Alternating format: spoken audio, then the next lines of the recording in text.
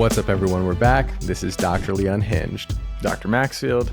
And I'm Dr. Shaw, and we have a bunch of exciting topics today for you. Of course, quick life update. Then we're going to talk about our product of the day, and then a few anecdotes here of things that have changed our patient's skin. So a lot of times patients will come into us and they'll say, this thing you recommended or this thing that I've done has instrumentally changed my skin. And we want to highlight some of those things just from our experience in the office. Then we're going to be talking about this highly debated retinol ban in the EU. So in Europe, apparently retinol is banned. Is it? Is it not? We're going to talk a little bit about that. And then we're going to wrap up with some body skincare trends for 2024 coming out of Allure magazine. Nice. Perfect. So life updates. You've got the biggest news. I need to open with you. No, I feel like we're dragging this one out. The same thing. It's okay. A brand is coming. The brand is here. And the post brand. No, the brand launched, Remedy skincare brand, launched yesterday. Is it yesterday? Just yesterday. You want to know what happened? I did something I haven't done in ages. I don't know, years. I took a nap today. Good. Midday. You know, when at 3:00 you asked me about what time we were going to do this and record? Yeah. And I didn't respond, which I don't respond often all the time. So it wouldn't be out of the norm for you, but that's because I took a fat nap after yesterday's grand opening. Good. I have no doubt you needed it. Very action-packed day. We launched to all of you, and pre-launch, someone had mentioned in the comments, Dr. Shah, we got you. Don't worry. And I don't know, it gave me some sense of peace. We launched the brand, and you guys showed up. So thank you to the Dr. Lee family for showing up on launch day. You guys left tons of comments on the YouTube video, the Instagram comment section. Tons of orders had come in, and really grateful to all of you. Far exceeded my expectations, and you guys really did show up for us. So thank you so much. It went better than I expected. There were only a few hiccups during the day on our back end side. But overall, everything went super smoothly. My team, worked super hard. We had our head of e-com up at 3 a.m. She was up working, troubleshooting things, made everything flow perfectly, was fixing things on the spot. So I'm just so grateful to everybody on the team and to all of you for supporting our brand launch. And I can't wait to hear all the feedback as you all start receiving products. Nice. That's so cool. Yeah, I love hearing the back end stuff because I think that's the most meaningful part. There's just like a huge personal investment in this, a relational investment, even with you all, like the fact that comment showed up. And I mean, really, I was actually watching the comments too throughout the day because, we do look at the comments, and there's actually a very meaningful, almost a relationship with us when we get to see feedback like that, because there was a lot of work in this. Like genuinely, he wouldn't have brought these to you if he did not believe these would be helpful. And I firmly 100% believe that these are the best. It's actually, I was thinking about this in content creation. I was like, how am I going to create content and not throw his stupid products in every video? Not because they're yours, but because they're good. It's actually, I need to capture. I appreciate that. No, it's funny that you say that. Like the community, it's so interesting to read the comments and the dialogue between us, you and me, and them analyzing our personalities and relationship. Yeah, I've seen some funny ones. But, Dr. Maxfield, a brother, always extremely supportive. And, he's working on tons of projects himself that will be rolling out soon. So we're all very, very excited. The comments have been incredible. A lot of times when a personality or an influencer launches a brand, it's always kind of hit or miss with how the community perceives that brand. But my feedback from the comments from everybody was, this is exactly what you've talked about, and I love what you created. Essentially, like it is solving a problem in the skincare space. So I think the message ultimately ended up resonating well with everybody with the products that we chose. So I just now at this point, it's just getting feedback from all of you once you receive products and getting better and better with time. And I will be listening to feedback. It's not a one-way conversation. Like I'm, constantly looking at our customer service messages that are coming in regarding shipping and the experience on the website and changing things as you update them, just like I was doing with Skinpedia, as you were all adding comments and giving feedback to us. So this is a two-way conversation with the brand, and I'll continue to evolve and get better with all of you. No, it's so true. That's absolutely a true promise. I know he's going to follow through with that. My sister texted me and she was like, "Hey, what do you think about Shaw's dark spot serum versus the blank, one of my other personal favorites?" Because I don't want to like bash it, that I have now. And I was like, "Shaw's is better, legit the best." And she's like, "Oh wow, that's cool. That's the one I was planning on buying." And I said, "Yeah, do it." But that's how my texts went throughout the day. Like our colleagues and like Dr. Rice and all these people, like, "Oh, what do you think of it?" I'm like, it's the best. Like it's amazing. Like you get it while you can. We But got it's some cool. other stuff coming that's going to be shocking the world. Also, that's like even more, not more exciting, but just along the same lines of like really trying to push the needle on skincare. So I'm glad there was a good reception. Great reception from the derm community. Yeah, Derm colleagues really that was showed really up, cool. which some of them I haven't spoken to in a long time, but they all were posting about the brand, looking at the ingredients, giving reviews. Really, really showed up. So that was a big, that was another affirmation that we were on the right path with the brand was just getting that, because derms are critical and they kind of know, they know better than anybody when you're just selling something essentially. And so they really seem to like it quite a bit. So yeah, so I'm just, I'm still, I'm still in this like post launch phase right now, but I'm really happy with how everything turns out. But the work's not over, let's just say. I'm going to close that with a quote from our program director, former program director. Our colleague, Dr. Cassell, showed him Dr. Shaw's skincare line and quote, 30 minutes later, quote, "That's really cool. Munib has his own makeup brand," end quote. For those of you who don't know, we were trained by the biggest jokester of all time. He constantly made clinics so much fun. Cared about us a ton, but Yeah. would joke on us all the time, constantly. But was always ultimately our biggest supporter in the end. So, so not unexpected from him. I actually have to still respond to those messages. Yeah, sure.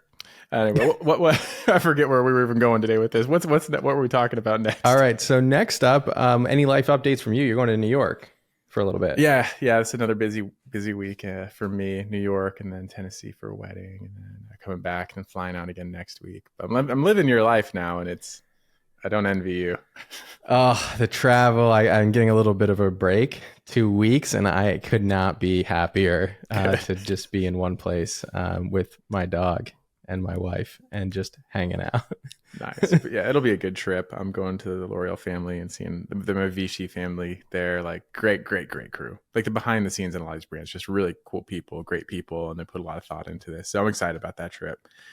That'll be very cool. So give us Yeah. updates on that. And then let's hop into the things that changed our patient's skin. And this was your comment. You said that, some patients come in and they tell you things. So tell me what you've been hearing from your patients, what's working for them, what's not working for them. Yeah, some of these are a little more expected than others. One of which was recently, though. It was a red light. And this is not a patient who follows us on social media because often enough that they will find out they do. It's actually quite fun when it's a surprise. But she's like, yeah, the red light has transformed my skin. This patient actually has eczema. And no, it's not like studied in that population. I'm not trying to like say it is. But she said the most impactful thing over her skin for the last year, and her skin looks great with the other things she has going on, like acne and aging things, was red light. And I asked her, which one are you using? Because I always ask. I've had some people find some scammy ones lately, and I'm trying to hunt down how our pictures got associated with these other brands. But this one was the Cure one, just ironically.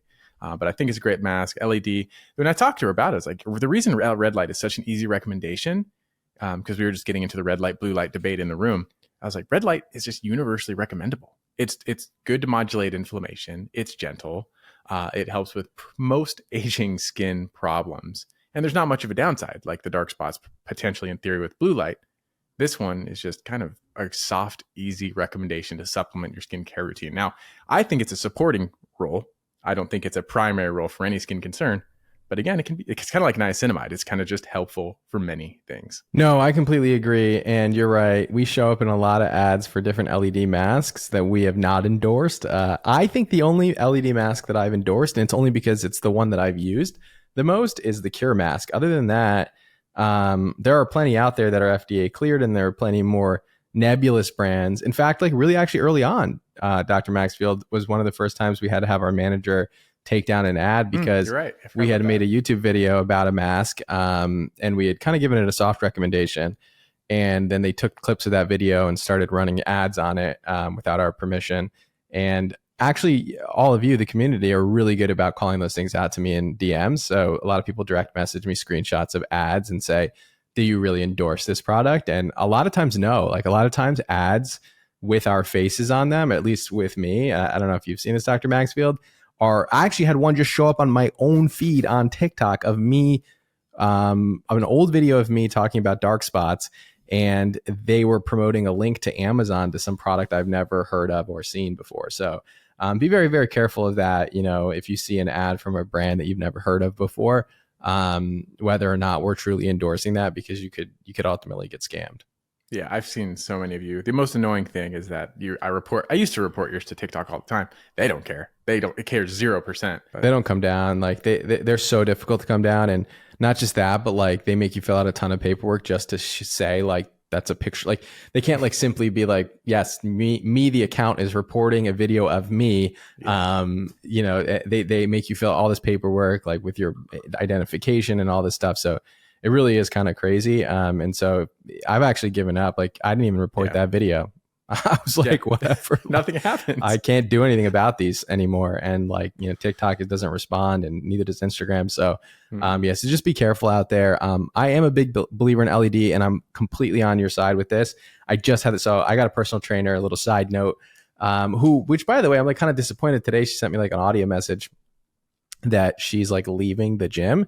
And so now like I kind of like finally got into working out again. Oh no. And now like my personal trainer, so I'm like now back at square one. So I don't know what I'm going to do, but we had this conversation today about the same exact thing, but it was more in the fitness and nutrition space. So they love it.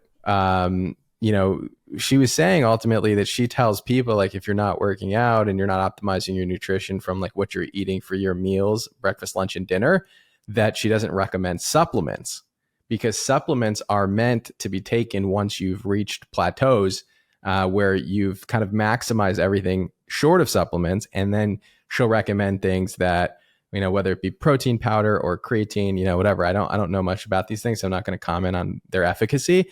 But she's like, I use supplements to break through different plateaus once people are actually doing the basics, right? And I'm like, that's exactly the same thing I feel about, you know, these LED masks and even procedures in the office, where if you're not, and we're going to talk more about this in a longer YouTube video, but if you're not maximizing what you can do with skincare, your retinol, and your sunscreen, then, you know, you're really buying an LED mask. It's probably going to be like just buying a vitamin, and you're not really optimizing the other things in your routine.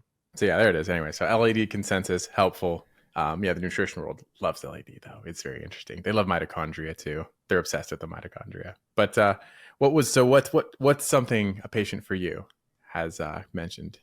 I think probably the main, I would say of things that like I've recommended to patients, I will say, and the thing that I would say that people approach me the most in the street about is, hey, you recommended retinol or tretinoin and it fundamentally changed my skin, which is not like trendy or fun. And we've mentioned retinol and tretinoin. In fact, I have merch coming that says retinol on the chest just because I'm saying like, it's always going to be, we'll do some giveaway. I have some merch coming too. I'm going to surprise you with it. It's going to be fun. We're going to like reveal our shirts. Yeah. We'll maybe do some giveaways for it. It won't be for sale, but we'll maybe do some giveaways to the community. Yeah, no, firm believer in retinol. I think it's a time tested thing, but I would say like all the things that people just like come into me and they're like, I did this and it made my skin better. Drinking more water, like I would say like kind of universally across the board. Really? Which is like, and it's not like people will just say, yeah, you know, when I drink more water, my skin is better. There's no science there. And we've talked about this before, that, you know, the water in your body is tightly regulated by your kidneys.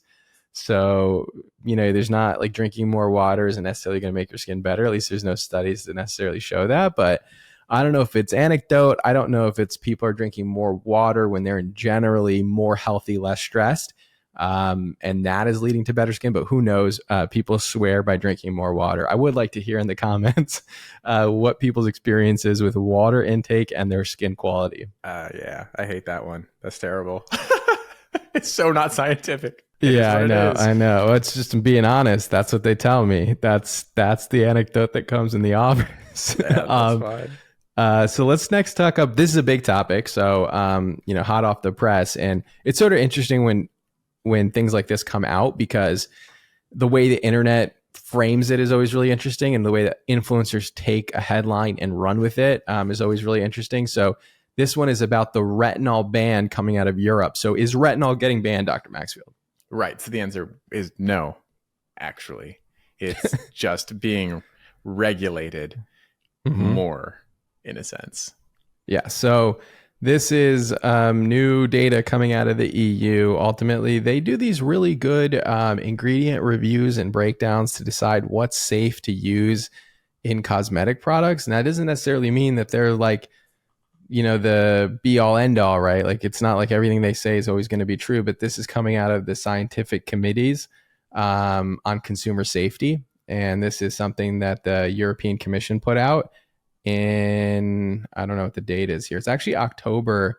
This is adopted during the plenary in October of 2022. So this is relatively old information, but maybe just getting picked up now because the new regulations go into effect. So I'm not sure about why it's becoming popularized now, but ultimately, what I'm seeing on social media is people are saying retinol is now banned in Europe, and what that ends up trickling down to and is interpreted by Americans is that if retinol is being banned by the EU, that means that retinol is not safe. And why are all these people recommending it? If Europe doesn't think it's safe, why should we think it's safe? So then people start to, fear monger or whatever around this. And so, one, the truth is it's not being banned, but it is being regulated. The concentrations that you can use over the counter in products that are going to be available to just like buy at, I don't know what they have in Europe, but like Boots or one of the French pharmacies, right? So they're saying the maximum in a facial cream will be 0.3% retinol, and the maximum in a body lotion will be 0.05% retinol. So I don't know when this goes into effect, but you'll see lower concentrations of retinol. And now that I formulated products, I know quite a bit about this process. So I could definitely lend into what this is going to look like from a brand side, but from a consumer side, what do you think this means? I think it's a step back in efficacy, personally. I mean, retinol is a more gentle option for a lot of people. And so the main point, the main reason they did this, which was interesting, and it was an interesting read, it always is. But the concern is that basically, if you're eating a normal amount of vitamin A in your diet and you're absorbing some topically, they're like, well, maybe in theory it could actually be accumulating to toxic levels. And this is because retinol or retinoids are fat soluble. So they say in America we might have the most expensive pee in the world, and certainly the most expensive pee in the history of the world. And that's because we pee out water soluble vitamins like vitamin C, biotin, things like that. You consume it, you pee out a lot of the extra. Fat soluble vitamins like vitamin D, vitamin A, you can store a lot of that in your fat cells and it can accumulate. And so their concern is, okay, it adds up. Whether or not that's actually happening is highly questionable. And this again speaks to, I think, still the best summation of EU versus FDA. Not that I trust the FDA explicitly, but the biggest difference is like EU seems to say, is it possible? And they will drop the hammer. Funny thing is they also approve things very quickly. They approve things quickly and drop things very quickly. The FDA seems to harp on what's probable. So conversely, it takes the FDA decades to approve something that's been approved in the EU, and then they might hang on to it for a lot longer. So I don't know. I think my personal take is, how's it going to affect the consumer? You might see less efficacy in your retinol products overall, less irritation. I think you can probably more safely use retinol products that you may not have known the concentration of before. But otherwise, I don't think it's going to make a huge difference in terms of your product selection, availability, or your complex retinol products over the counter. Yeah. I think, you're going to see a max out on what, is going to be available over the counter. So maybe you're going to need to move to prescription quicker. I'm not convinced. Okay. After doing this for a while, I'm not convinced that anyone is properly reporting their retinol concentrations in their formulas. One, I don't know, what brands are considering retinol. That's one question. And because I've heard from our manufacturers that the retinol, the way they decide to put the concentration on formula is kind of up to them, which I'll explain in a little bit. And then the second thing is, I don't know that most brands are even disclosing their retinol concentrations right now. So my assumption is actually that most products with retinol are going to actually be under 0.3%, Mm. pretty much across the board. Like, I don't think that we're going to find out that a lot of products are going to be taken off the market, except for maybe a select few with higher retinol concentrations. Our dark spot treatment has 0.1% retinol, and our pore treatment has 0.3% retinol. Now, I could have said that the dark spot treatment had 1% retinol, and I could have said that my pore treatment had 3% retinol, because our retinol is encapsulated retinol, and some brands report the encapsulated retinol percent, but it's not pure retinol percent. The pure retinol percent is less because the encapsulation process is made up of other filler ingredients that contribute to like the overall weight of that raw ingredient. But in the actual formula, pure unencapsulated retinol, pure form of retinol that's going to be hitting your skin is 0.1 and 0.3 respectively. Some brands will report that as 1% and 3%, which is not accurate to the pure retinol percent. So my question for everybody is like, what is your real retinol percent pure? Because that's going to be the one that matters for EU regulation. So that's the first question. And the second question is, if you did have 1% retinol, how is your product under $50? That's the question I have, because retinol is expensive when it's stable, and it drives a lot of the cost of our formulas. So, and like, no matter where we look for vendors, no matter how many, like, we looked for hundreds of vendors for retinol. We even looked for our own self-encapsulation process. Retinol was still a major driver of cost for us. And so if we were to triple the concentration in the pore formula, there's no way we could have sold the product for $32. No way. We would not be profitable at all. So, and we're thin margins because we're trying to keep prices as low as possible. So I just don't see how, it's possible, I guess, if like you increase your volume and you're ordering a ton, then, you get quantity discounts. But, I am a little bit curious to know like how many are actually using over 0.3% pure retinol. Yeah. That's just curiosity for me. And if you are, DM me on Instagram. Let me figure out how we can start getting lower prices of our retinol. See, that's so true though, because it took me all that time. There's a study that was actually based off of what you're talking about. It took me forever to find it. There was a study that looked at various over-the-counter retinol products, and it was shown that these over-the-counter products had anywhere from 130% of the stated concentration to 0% of the stated concentration. And it was in 2001, the Journal of Cosmetic Dermatology. And yeah, so it does speak to the variability in over-the-counter retinol products. And I don't think those were based in the US, but it's still kind of questionable in terms of the quality you get, especially if you do, like you said, deal with a brand who doesn't disclose their percentages or uses verbiage to confuse the percentages versus what's actively in there, which makes sense. Like, because a lot of the brands, when I do sponsored ads, they emphasize, yes, this is pure retinol, like this is pure vitamin C, and that's as to why, because there's not the filler ingredients that create this like body concentration that's not representative. 100%. Yeah, and we decided to disclose our percentages. It was a little bit of a question I have, and that's something I probably want some feedback from everybody on. So I looked at the ingredients that I thought the percentages were relevant to the performance, right? Like tranexamic acid, the studies are at 3%. Niacinamide, 4 to 5%. So I decided in retinol, exactly like 0.1%, right? I decided to disclose the percentages for the formulas or the ingredients that performance is related to the percentage. And so a lot of brands don't do that, but I wonder if, do people care? Is it important to you? Then you have brands like Good Molecules that disclose the percentages of every ingredient. which to me, I don't know if it would be helpful to disclose like the squalane concentration in your formula. Like it's more of a texture and performance question. So we just did percentages. Like, do you prefer if brands don't disclose them at all because it's just giving you more information than you need? Do you prefer something middle where the actives, the ones that are actually doing the performance, are disclosed, or do you prefer everything to be disclosed? I'm just curious. I would say the middle. I don't know where everyone else is going to fall on this. I'll be interested to see what they say too, but there's a reason.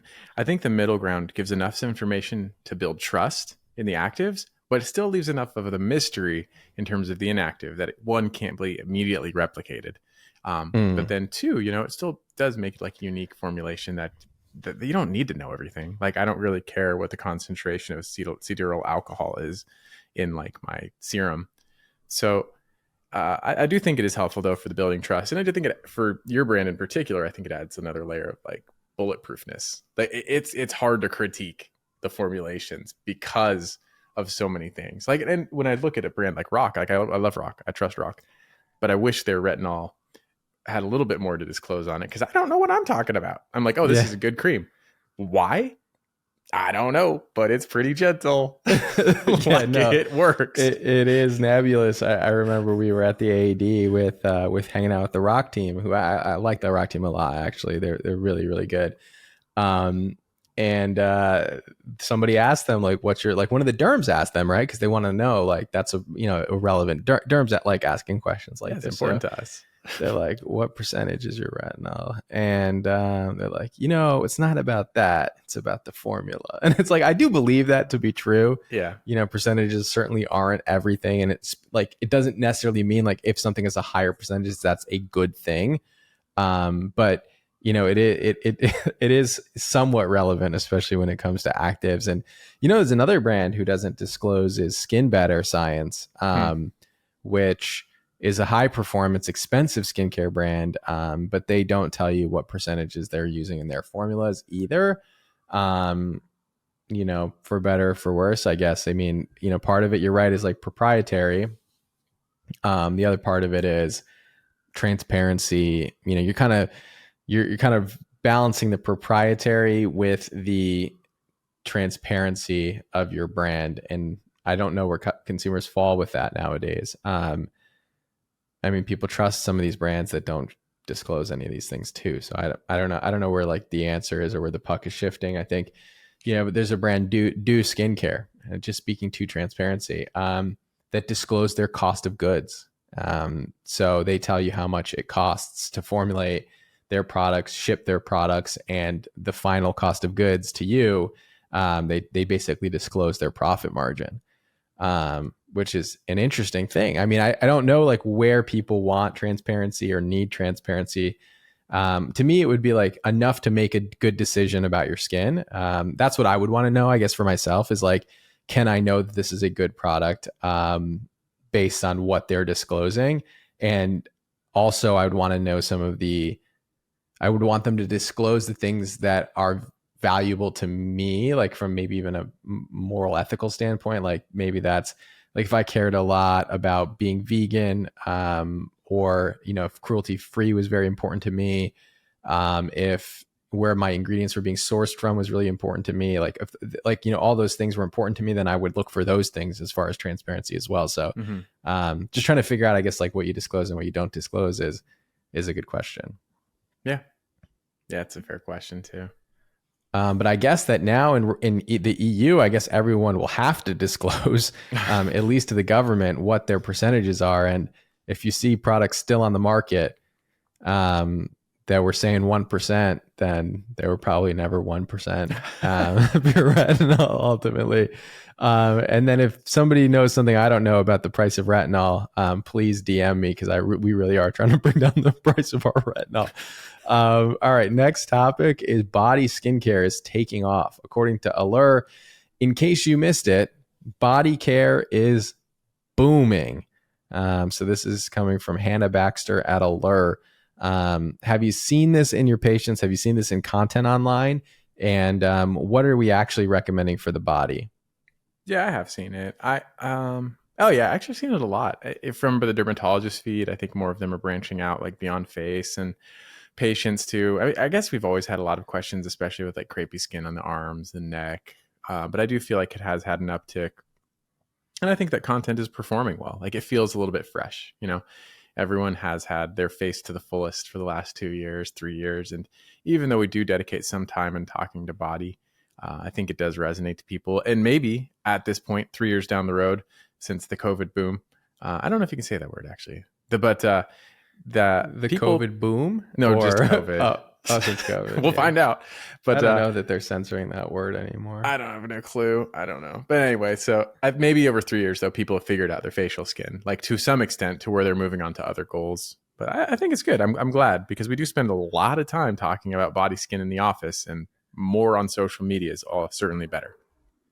Certainly, yeah. A lot of patients coming with issues on the body, whether it's ingrown hair. Like, I do think that, a lot of what we see in the office, like I always say, like people don't come to the office because they're like hanging out, they come with a problem, right? Like if you're making an appointment to a dermatology office, right? Like I always look at it from like my perspective. I'm like, okay. And I think you need to as a physician, if any physicians are listening to us. I think to have empathy for your patients, you kind of like need to look at, what that experience is going to be like for a patient. And like as a patient, like I would never just like make an appointment with the dermatologist to like say what up. At least not my first introduction. I could see maybe later on in life, like, you see a dermatologist, then you're like, okay, maybe I need some regular skin checks, which we do recommend. But I think for most people, they come to the dermatologist for the first time with a problem that needs to be solved. And so it's something always like they come in a question about, whether it's going to be something on the face. Maybe it is wrinkles, maybe it is acne, maybe it is rosacea, but a lot of times it is things like keratosis pilaris on the body. It could be ingrown hairs, it could be hidradenitis suppurativa, it could be a rash of some sort, whether it's eczema or a fungal infection on the feet. So a lot of people come in with a problem. We give them some type of treatment. We ask them to follow up, and then they become a regular patient for other things in the office. But usually they lead with a problem, and a lot of those problems are body related issues. And so, I think now with all the consumerism, do we need expensive body care products? Is this just going to add, like, can you use the same things on the face that you use on the body? Somebody asked me, right? Like, actually, like we get questions now, customer service questions about the dark spot treatment. Can I use it on the chest? Like, yeah, you could use it on the chest for sun damage, and dark spots on the chest and discoloration on the chest.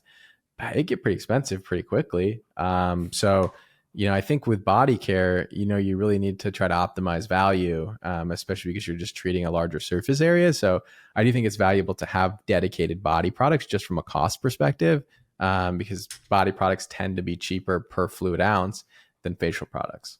Yeah. Yeah, I would think that's very realistic. It's funny, like you talk about cost, and like in my hands, I'm like holding and coddling the necessary body retinol at this very moment. It's so top tier. I recommend this in the office, but I also recommend the inexpensive alternative, not because it's equally efficacious in my opinion, but because the price is a real sticking point for many people. Mm-hmm. So yeah, you have like the Gold Bond retinol, like that's a good starter. The Versed body retinol. Ooh, I don't know about this Gold Bond retinol. There's a Gold Bond body retinol? Yeah, I'm pretty sure. What's the percentage? I think Versed has a 0.1% body retinol. That was the one we recommended on YouTube. And then I think Naturium also has a 0.1% body retinol. I think they're doing about 5 ounces for around like $20 something, which is like really good. That's really good. Yeah. I would estimate that they have sort of razor thin margins on a product like that. But it's the nature of body, like bodies has worse margins. Yeah, that's interesting. Yeah, I don't know if I see the percentage here on their website. It's 0.01% retinol. Where do you see that? On there it is. Yeah, the ingredients website. Yep. That's interesting. Interesting. Yeah. So Necessaire has a 0.1%. So that's 10 times the concentration of Versed. And how much is it? It is for 5 fluid ounces, 5.1. I think it's like $80. Let's see here. Oof. 85. It's devastating. No, 55. 55. Okay. You just pulled the famous trick, their famous Dr. Steven Feldman trick. Do you Yeah. know this trick? Yeah. You like, yeah. Yeah. Oh, Yeah, yeah. It's a shot every single day. No, I mean, it's like once every 3 months, actually. and then you're like, oh, that's not bad. So when Yeah. you said 85, I'm like, oh, and then you're like 55, I'm like, not Not so bad. bad. Had you led with 55, I would have been like, oof, that's tough. Now I don't know. You've totally thrown off my perspective. No, I mean, I think for the value it's providing, it's not bad. Yeah. Compared to like, 0.01% retinol. I don't know how much that's going to do for you. That's a pretty low concentration ultimately. But it might have other value in it as well. But that one, the one from Necessaire has got like some alpha hydroxy acids. Well, let's talk a little bit about like what do we do actually recommend for body care. I'd Just legit real quick. recommend this all the time. Yeah. I'd tell people it's a bit expensive, but if you have crepey skin, dark spots on your skin, I genuinely believe this Necessaire one is like one of your best options if you want to commit to an over-the-counter product. Yeah. I mean, I think we've probably talked about this in other videos, but in general with body care, critical, good body wash that's not going to overstrip your skin. Moisturizing within 5 minutes of getting out of the shower is going to keep your skin hydrated. I like, La Roche-Posay's Lipicar line. Their AP moisturizer is just overall a good moisturizer. Now, if you want to go into more advanced skincare to treat, like you said, crepey skin, keratosis pilaris, ingrown hairs, anything like that, Necessaire's got a really good body retinol that's going to do a lot of those things. It's going to get rid of dark spots. It's going to get rid of crepey skin. And then other things that we see on the body, back acne, we were recommending benzoyl peroxide. You can listen to our last podcast, benzoyl peroxide or salicylic acid cleansers. Keep your benzoyl peroxide out of the oven. And then, other things that we see, we won't talk about hidradenitis suppurativa here. I think it's a much longer discussion. And then probably I would say that's pretty much the main things that I see. I use urea all the time. Oh, I'm yes, the urea king. Ooh. I'm the king of urea in my state. I know it. I'm like, yeah, 40% for urea for you. Here's where you can get it. Here's your good RX coupon. Here's where you use it. If you can't get it at your pharmacy, get it on Amazon. It may not be any good, but that's your alternative. Yeah, so urea, incredible ingredient for the skin. It's both moisturizing and exfoliating when it's at least 10%. So again, another ingredient that's really important depending on the percentage. But my mom, cracked thickened heels, always said the only thing that made it better was urea cream. So I use urea all the time for KP. I use urea all the time for dry, cracked feet, anything like callus related. I love urea. It's a great ingredient. At higher concentration, starts to crystallize a little bit. Yeah. But overall, like, has tremendous performance benefits. Yeah. We should do a video, probably a dedicated video on urea. Dude, I've got t-shirts coming. I'm telling you. I've got this thing hyped up to my ears inside. Really? I claimed this to be the year of urea. You can check with Dr. Swole.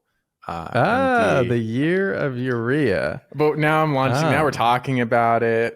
So now I have to create some urea content on the road. Like this. Maybe we're seeing each other soon. Maybe we should shoot it next week because we can shoot a urea video. I will tell you, something is TBD. Now is the time.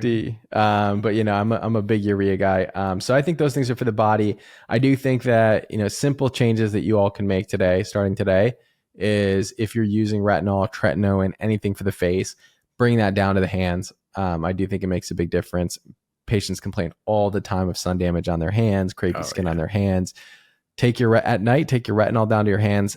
During the day, after you apply sunscreen to your face, take that sunscreen that's a little bit left over and apply it to the back of your hands. And I think that actually will go a very, very long way for many of you. So that's simple changes you can make that will make a big difference for you. Yeah, 100%. 100%. Yeah. I do love a good sugar scrub in the shower for the body. Yeah, you do. I do love a good fragranced body wash, but but I don't recommend fragrance, so I won't. But there is So I something won't sensorial actually recommend that. about like a nice body cleanser.